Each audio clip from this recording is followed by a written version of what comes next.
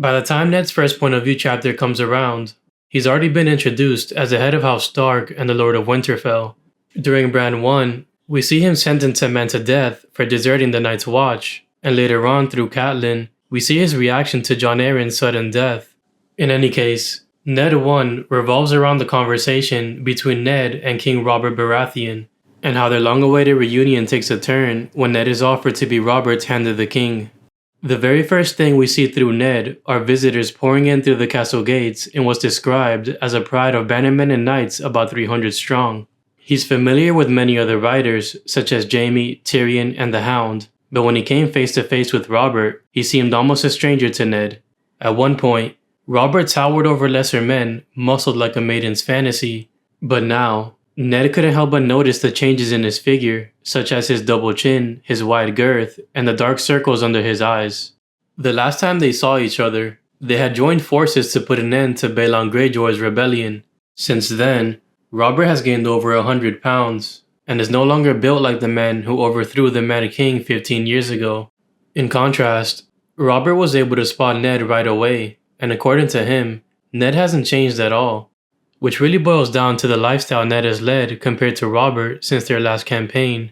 Furthermore, as soon as Queen Cersei and the rest of his party arrive, Robert decides that it's time to pay a visit to the Winterfell crypt to honor Ned's late sister, Lyanna Stark. His request draws an immediate protest from Cersei, who isn't too happy about waiting for Robert out in the cold while he goes off to honor Lyanna. Not only is this their first interaction, but also the first hint of their toxic relationship, and maybe even an early sign of Cersei's distaste for Lyanna, for the connections she had with Rhaegar and Robert before her death. Growing up, Cersei had a crush on Prince Rhaegar, and even expected to marry him at one point. There's no doubt that Rhaegar risking everything to run off with Lyanna made Cersei harbor resentment. And then there's the fact that Robert whispered her name in Cersei's ear the night of their wedding feast, which basically ruined their marriage before it started. As spiteful and unforgiving as Cersei is, I wouldn't be surprised if she hates Lyanna for those reasons alone. Anyhow, as Ned and Robert descend into the crypt, Robert talks about his journey to Winterfell and reflects on the many different landscapes he encountered, but complains that it was a little too rural for his liking.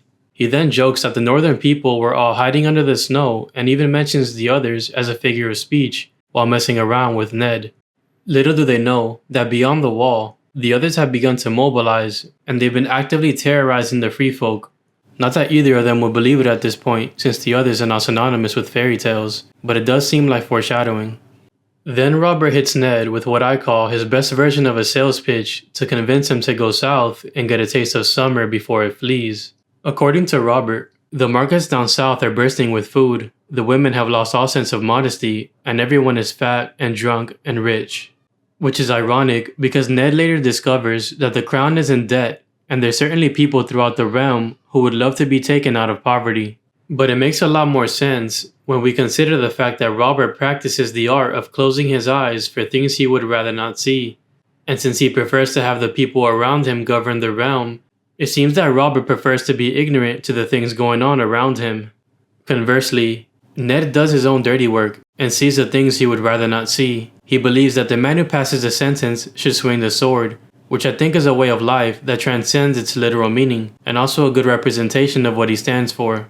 Ned couldn't care less about drowning himself in food, women, or alcohol, but Robert has always had the reputation for it, which marks another stark difference in their personality and also explains how Robert got so out of shape. At any rate, as Ned and Robert continue their descent, a supernatural element is introduced as we get a more detailed description of their surroundings. It's here we learn that the Lords of House Stark are laid to rest with a sculpture made in their likeness. These sculptures sit on thrones with their backs against the wall, and by ancient custom, they have an iron longsword laid across their laps to keep vengeful spirits within their tombs. Which begs the question as to why this custom was created in the first place, and the answer has to be that at one point, the Starks saw corpses rise from the crypts and developed a method to keep them from doing so. It's likely that this phenomena was directly tied to the others and their ability to create zombies from human corpses. Or maybe, the Starks have a more sinister past that's been lost to time. Whatever it is, the Winterfell crypts seem to be tied to some sort of magic, as they also become a recurring theme within the dreams of the Stark children. Ned and Robert eventually arrive at Lyanna's tomb, where she's been laid to rest next to her father and her brother, all of whom died around the time of Robert's rebellion.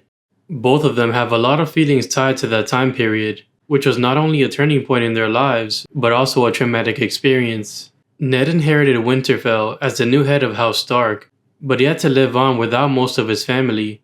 In addition to the horrors of war, Ned lost his father Rickard and his older brother Brandon, who were both killed on the orders of the Mad King, and his sister Lyanna all but died in his arms.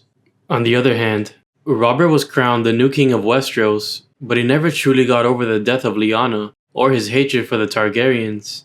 As Ned recalls his sister's final moments, we learn about a promise that was shared between the two in a room that smelled of blood and roses. While the details of this promise have yet to be revealed in the books, I think it's likely that Lyanna wanted Ned to protect her son by Rhaegar from Robert's wrath. And so aside from losing most of his family, Ned also had to carry the burden of raising a Targaryen child in secret as his own bastard son at the cost of his honor and his wife's self-esteem. Most of Westeros is under the impression that Rhaegar abducted Lyanna and locked her away in a tower, but Ned's behavior in this chapter doesn't really reflect that. For instance, when Robert expresses his hatred for Rhaegar, there was nothing Ned could say to that. After all these years, you would think that Ned has something to say about the man who kidnapped his sister and allegedly abused her, but he doesn't. During the rebellion, Robert and Rhaegar came together at the Ford of the Trident. At the climax of the war, Robert with his warhammer and Rhaegar armored all in black. It was there that they circled and clashed until Robert delivered the final blow by caving his warhammer into Rhaegar's breastplate. By the time Ned came on the scene, Rhaegar was dead. But it seems like avenging Lyanna wasn't enough for Robert because he still hates Rhaegar to this day. Some would say rightfully so, because he's still under the impression that Rhaegar stole Lyanna from him. But if that were true, then Ned should have a lot more to say about Rhaegar versus having nothing to say at all. And while it's possible that he'd rather just keep his feelings to himself, it just seems odd that Robert feels more strongly about what happened than Ned does. After a brief conversation about Rhaegar and Lyanna, Ned finally inquires about Jon Arryn's death. According to Robert, he had never seen a man sicken so quickly. One day Jon was fine, and then 2 weeks later he was dead from an apparent illness. Later on, Ned is led to believe that Jon was murdered by the Lannisters, when in fact he was murdered by his wife, Lysa, who was acting on the orders of Littlefinger. In the aftermath of her husband's death, Lysa fled the capital with her son Robert Arryn and returned to the Vale. While Sweet Robin is only 6 years old and frail, by rights, he's still the Lord of the Eyrie, a title that holds a lot of power and influence in of itself. King Robert had hoped to have Tywin Lannister foster him at Casterly Rock, but Lysa refused to give him up and fled the capital instead. While Robert tells Ned that it was his idea to have Tywin foster Robert Arryn, there might have been another party involved. It's somewhat hard to believe that Robert thought of Tywin to foster Sweet Robin before Ned. I think it's possible that his decision was influenced by the Lannisters in some way. What if Cersei gave the suggestion or even pushed for the idea altogether? After all, according to Robert, when Lysa left the capital without their leave, Cersei was furious.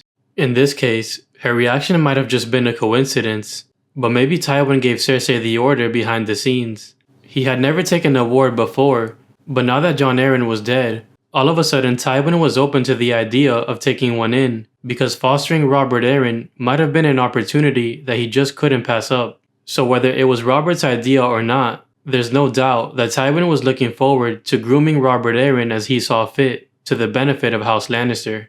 However, Ned is completely against the idea of fostering him at Casterly Rock because he would rather entrust a child to a pit viper than to Lord Tywin, which is a direct callback to Tywin's order to butcher Rhaegar's children during the sack of King's Landing. Ned offers to foster Sweet Robin himself, but Robert had already made up his mind. He then tells Ned about his plans to name a new Warden of the East, a title that usually goes hand in hand with the Lord of the Eyrie. But before Ned could refute his decision, Robert had a more important matter to address. Ned had his suspicions as to why Robert came all the way north, but he didn't give them any voice. Just as Ned feared, Robert rode north to offer him the title of Hand of the King. Now that Jon Arryn is dead, and to make the offer even more enticing, Robert is also offering to marry Prince Joffrey to Ned's daughter Sansa. For 17 years, Jon Arryn served as Robert's hand, and we have every indication that he was the one who actually ruled the realm with the help of the small council in King's Landing, similar to how Tywin was ruling over Westeros when Aerys Targaryen was king. In theory, the Hand of the King is the second most powerful man in the realm, with the power to draft new laws, command the king's armies, and even sit on the Iron Throne when necessary. Robert needs Ned to assume this role, yet Ned wants no part of it, and so, at the conclusion of his opening chapter, he has to decide whether to help Robert by accepting his offer or declining the offer and doing nothing. If he accepts the offer, then he would be given a lot more responsibility, and not only would he be forced to split up his family, he would also be exposing them to the danger of southern politics. On the other hand, rejecting Robert would bring a different set of consequences. For example, when Ned discusses the offer with Catelyn, she believes that refusing Robert would put their family in danger because he would begin to think that they wish to oppose him. Considering what happens to House Stark after Ned becomes Hand of the King, I wonder if rejecting Robert from the start would have resulted in a similar outcome. A different character might have seen this offer as an opportunity to marry their house into the royal family and gain more power and influence for themselves. But Ned isn't like the average character, and it seems to me that he was realistic about the prospects of going south, because it was the last thing in the world he wanted, and after his conversation with Robert, he was filled with a terrible sense of foreboding. But it's not just Robert's offer that's stressing Ned out here. It's the idea of riding south altogether. Throughout the story, there's this trend that the Starks don't fare well in the south. There's a saying that the Starks are all made of ice and melt once they ride below the neck, which is an obvious reference to the difference in climate, but it's also backed by history. Ned's father and brother rode south once, and they never came back, so perhaps Ned is also taking that into consideration. While Ned's fate unfortunately proves the trend to be true, he's obviously not eager to follow his family to the grave. By the time his next chapter comes along, he's already riding south, which I'll cover when I continue the series. But for now, that's it for me. Please leave a like if you enjoyed the video, let me know your thoughts in the comments, and subscribe for more content like this. Peace.